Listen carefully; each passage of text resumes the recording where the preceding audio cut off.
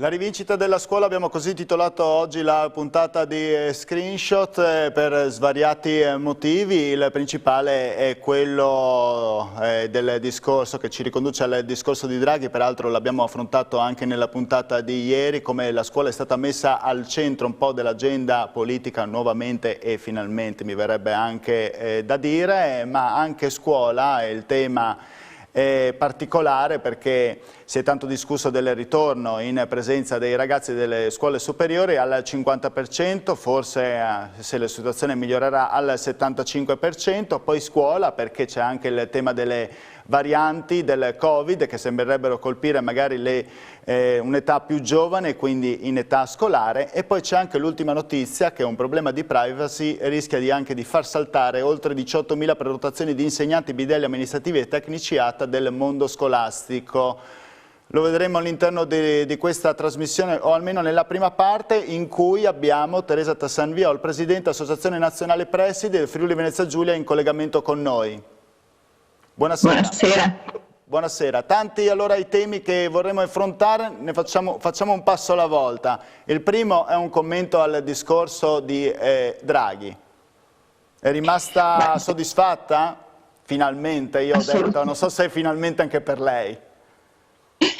Ma diciamo che sono rimasta assolutamente soddisfatta, è una conferma, diciamo così, di un'attenzione che il professor Draghi aveva avuto modo, diciamo così, di far conoscere la sua visione, diciamo così, del mondo, che colloca la formazione e l'investimento sul capitale umano tra gli obiettivi principali. Lo ha ribadito, lo ha fatto presente, lo ha fatto diventare programma di governo, e quindi da questo punto di vista siamo assolutamente soddisfatti di questa apertura che segna, ripeto, diciamo così, una conferma di quelle che sapevamo essere le sue intenzioni, e quello che auspichiamo è che naturalmente si passi dalle parole ai fatti concreti. Però il discorso del Presidente ha fatto cenno proprio anche ad alcune situazioni concrete che provvederà in tempi brevi ad affrontare, ivi compreso, per dire,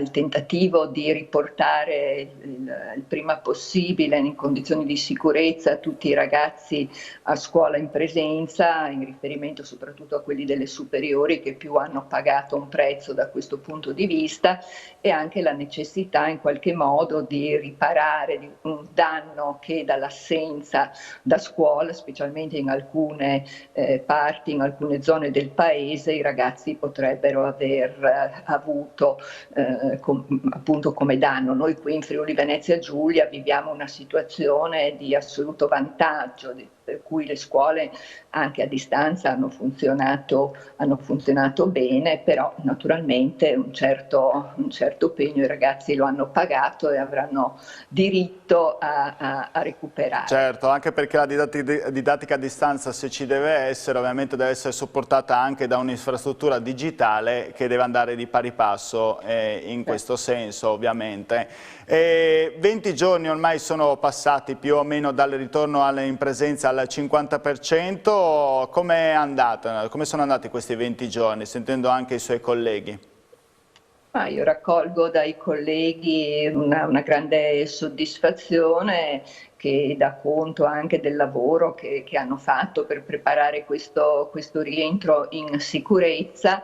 La nota positiva viene anche dal favore dei ragazzi di aver ripreso una modalità più normale di scambio, di confronto, di crescita insieme con i compagni, quindi di ripristino di un rapporto dal vivo, diciamo, anche se non era mai mancato un percorso di apprendimento che poteva essere comunque erogato e svolto nella modalità appunto telematica, che per fortuna è venuta in soccorso in questo periodo emergenziale. Risolti i problemi dei trasporti scolastici? Risolti almeno in parte o completamente? E questo fa il paio anche con la domanda successiva. Siete pronti ad andare anche al 75% in tutti i plessi scolastici? Perché esiste ancora il 50% in alcuni, almeno nella zona di Udine, soprattutto città, questo succede.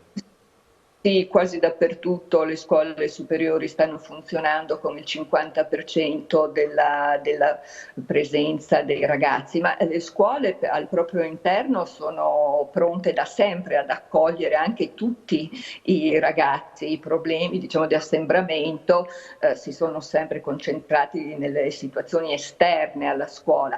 Abbiamo potuto vedere in queste poche settimane, insomma, dalla ripresa, che le migliorie che sono state portate al sistema dei trasporti, anche la grande collaborazione della polizia locale, della protezione civile nel gestire i flussi in entrata e in uscita dalle scuole hanno funzionato.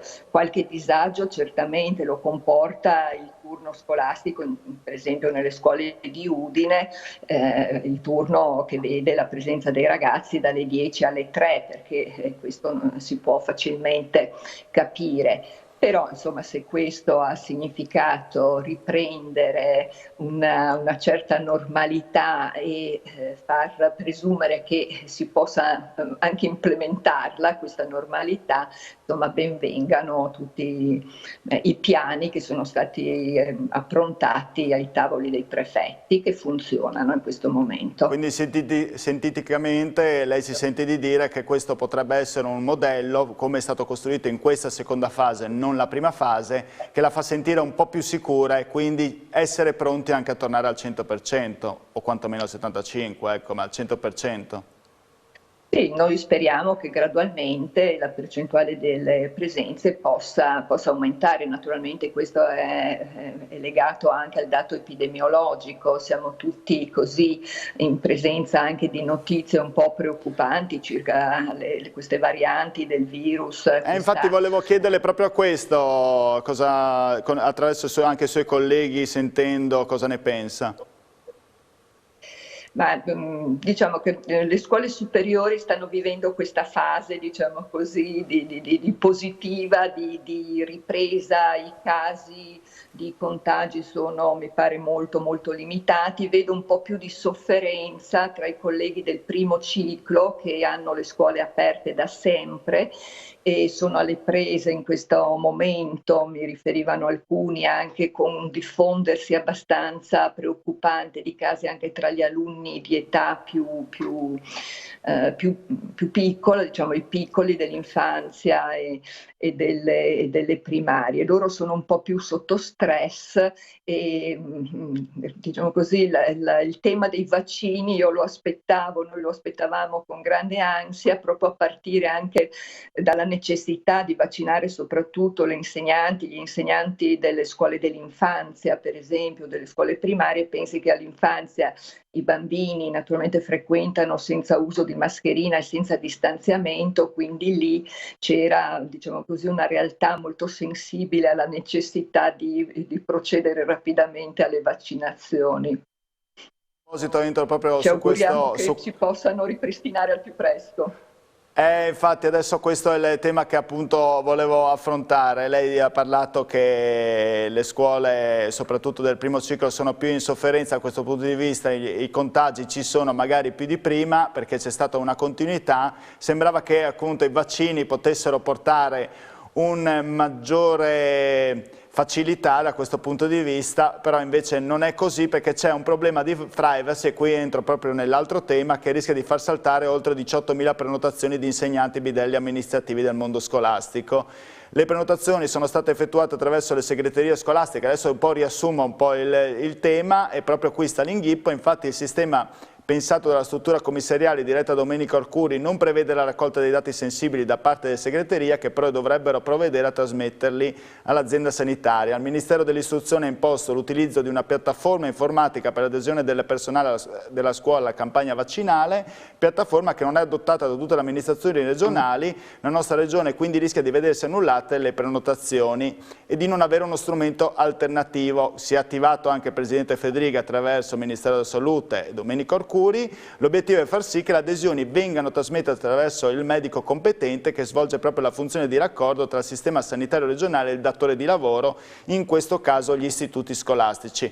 Mi è sembrato un po' doveroso riassumere un po' la vicenda, che è molto intricata e molto burocratica, come sempre di mezzo c'è la burocrazia. Se vedete inquadrata sempre la Tassan Viol, vi avviso, non è che io sono scomparso fisicamente dal video, ma semplicemente abbiamo un problema, leggero problema tecnico, però è sempre meglio vedere la Tassan Viol piuttosto che il sottoscritto. Allora, questo è un problema veramente burocratico, un pasticciaccio lo chiamerei, come l'avrebbero chiamato. È un bel pasticcio di cui le scuole, devo dire, sono vittime. Ho sentito anche i colleghi dirigenti molto, molto preoccupati e anche, devo dire, un po' mortificati da questa vicenda di ordinaria burocrazia italiana, che incrocia in realtà due distinti problemi. Da un lato, come lei ricordava, questa disposizione dell'ordinanza del commissario Arcuri, che dispone appunto che la trasmissione dei dati venga effettuata attraverso il sistema nazionale, quindi tagliando fuori in qualche modo diciamo, non in linea con l'indicazione che era venuta alle scuole della nostra regione con una nota congiunta di regione e ufficio scolastico regionale, che invitava appunto le scuole a raccogliere non dati sensibili, ma semplicemente la volontà del personale di aderire alla vaccinazione. Quindi c'è un tema, diciamo così, di disposizioni che sono contrastanti rispetto a quelle venute dal nazionale, tant'è che è intervenuta questa nota del Ministero per chiarire la cosa, ma a tempo un po' scaduto, dopo che, diciamo così, il sistema era già partito. Dall'altro questa pronuncia invece del garante della privacy, che è sempre molto sensibile nel trattamento dei dati, non solo sensibili ma addirittura anche di quelli personali, e che spesso, insomma, le disposizioni della privacy rappresentano dei vincoli e veramente degli ostacoli alla normale lavoro anche nelle scuole. Quindi le scuole sono rimaste vittima, diciamo così, di questo doppio, di questa tenaglia doppia, nel mentre avevano già avviato, perché naturalmente l'obiettivo delle scuole era di accelerare al massimo la possibilità. Peraltro oggi è iniziata la vaccinazione dei docenti universitari. È iniziata la vaccinazione dei docenti universitari oggi, ma non è iniziata la vostra. Adesso non capisco qual è la differenza tra i docenti universitari e i docenti delle scuole superiori e le scuole del primo ciclo. Ma a me sfugge, probabilmente siamo solo capaci di crearci problemi da soli. Lei ha perfettamente ragione, anzi da parte nostra devo dire che in questo momento c'è una grande invidia rispetto a quello che sta succedendo nelle università, laddove, come dicevo prima, si sarebbe dovuto invertire, diciamo così, la necessità, la priorità più evidente avrebbe dovuto essere assegnata proprio agli insegnanti delle scuole dell'infanzia, delle scuole dei bimbi, degli studenti degli alunni più piccoli. Quindi noi siamo vittima di questo pasticcio e auspichiamo e ci auguriamo che si possa uscire al più presto e ripristinare una procedura snella, veloce ed efficace. Lei apre anche la questione del fatto che probabilmente bisognava anticipare la profilassi per gli insegnanti del primo ciclo, giustamente, piuttosto che altri, perché appunto hanno più presenza. È un po' assurda la cosa. Sono più esposti al Esatto, l'assurdità nell'assurdità. Lei avrebbe imposto magari l'obbligatorietà delle vaccinazioni per insegnanti? Qui si entra, diciamo così... È l'ultimissima domanda, giusto per crearle un fastidio in più. Io credo che il vaccino, specialmente per le persone che hanno un ruolo pubblico, una funzione, insomma, a contatto di tanto pubblico, io non sarei contraria all'obbligatorietà del vaccino. Perfetto. È una questione molto personale, un parere molto personale. Certo. È un parere personale, 18.000 prenotazioni, comunque non so se è un buon numero, me lo dica lei, se è un buon numero o meno. Non ho presente l'intero corpo docenti, bidelli, amministrativi e mondo ATA, però 18.000 è buono oppure no? Sì, 18.000 è buono, ma io sono convinta, insomma, che la stragrande maggioranza del personale della scuola si dichiarerà disponibile al vaccino e anzi, ripeto, si augura di poter accedere al più presto. Grazie mille, grazie allora a Teresa Tassan-Viol per essere intervenuta in trasmissione, abbiamo affrontato tantissimi temi. Buona serata, in bocca al lupo. Grazie a voi, buona serata. Pubblicità e poi parleremo anche di problemi psicologici che può avere creato la didattica a distanza ai ragazzi. Pubblicità. Ho potuto vedere anche il meteo all'interno di Screenshot, è capitato anche questo, insomma siamo felici di averlo lanciato anche quello giusto della giornata di domani, così insomma potete essere informati anche sulle previsioni. Vediamo che se abbiamo in collegamento invece per questa seconda parte, magari sarà un po' più breve, Roberto Calvani, presidente dell'Ordine Psicologi del Friuli Venezia Giulia, lo vediamo, buonasera. Buonasera. Buonasera, io intanto la ringrazio perché so che lei tornava direttamente dalla capitale, da Roma, e si è fermato per ricevere questo collegamento via Skype che lei tanto adora, la distanza, no? E questi collegamenti a distanza. Veramente è una cosa che mi crea proprio un disagio psicologico. È una cosa che odio francamente. Ecco. Perché la relazione non può essere mai sostituita da un video. Questo sì, la presenza, ma la prossima volta la rivedremo in presenza, Presidente. Invece, sa, mentre si stavamo collegando con lei, una persona ha scritto, sentendo la Teresa Tassan-Viol prima, ha detto didattica a distanza, un capitolo vergognoso della gestione Covid. Lei è d'accordo? Ha creato dei problemi per i ragazzi? Sono assolutamente d'accordo, ha creato moltissimi problemi, soprattutto negli adolescenti delle superiori che hanno scontato più dei piccoli questa distanza, questa mancanza di relazione, di relazionalità con i coetanei, questa mancanza di confronto anche con gli adulti, oltre che con i coetanei, che in un processo evolutivo è assolutamente fondamentale. Senta, che problemi, che contraccolpi ci possono essere stati per i ragazzi? Io ho letto anche l'ultima relazione della Corte d'Appello, sono rimasto colpito dicendo che sono in aumento i casi di bullismo e soprattutto cyberbullismo.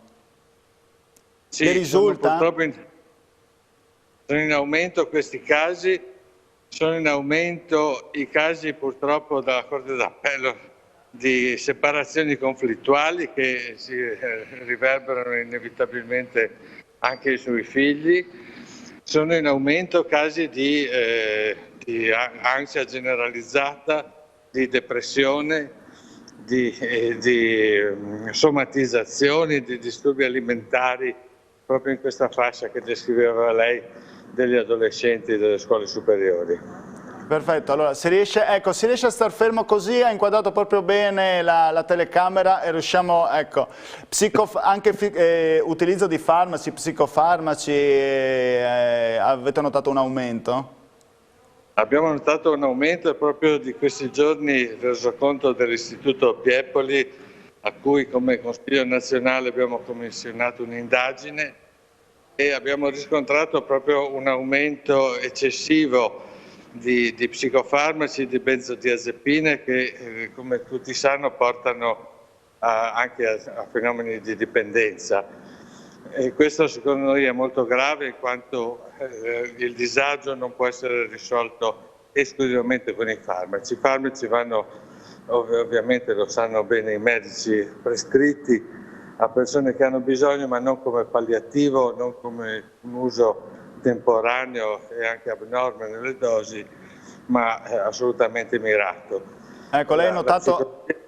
aiuto su questo. Certo, lei ha notato una specie di fai da te, magari gente che non viene aiutata o non si fa aiutare, anche perché magari con la crisi che c'è non si ricorre a dei professionisti come voi, perché ovviamente i professionisti devo essere sincero, devono essere pagati per quello che sono, insomma, per la loro professione, e magari con la crisi non si fa questo ricorso. Si preferisce... Noi da anni sosteniamo l'importanza della cura dello psicologo di base, dello psicologo che possa affiancare il medico e il pediatra, non di sostituirsi a lui, ma di affiancarlo per l'individuazione dei reali bisogni delle persone e per dare la corretta indicazione verso i percorsi diagnostici e terapeutici più opportuni. Se ci fosse questo, io credo che diminuirebbero molto i ricoveri, diminuirebbero molto anche le prescrizioni di farmaci, non solo di psicofarmaci. Senta, lei ha fatto il vaccino? Assolutamente sì, ho fatto le 2 dosi e continuo a fare i tamponi ogni 20 giorni. Come sta? Lo può dire anche come testimonianza a chi ci sente. Sto bene, non ho avuto nessuna reazione né controindicazione. Io credo che sia opportuno seguire la scienza e quello che la scienza ci dice. Per cui io ho invitato tutti i nostri colleghi, tutti i sanitari, ma anche tutti i cittadini che potranno farlo, appena potranno farlo. Questa è sicuramente la strada che ci aiuterà ad uscire dalla pandemia, oltre ovviamente a tutte le altre misure necessarie che continuano e continueranno, io credo, per un lungo periodo. Quando legge che qualche sanitario invece non ha accettato di farlo, cosa pensa?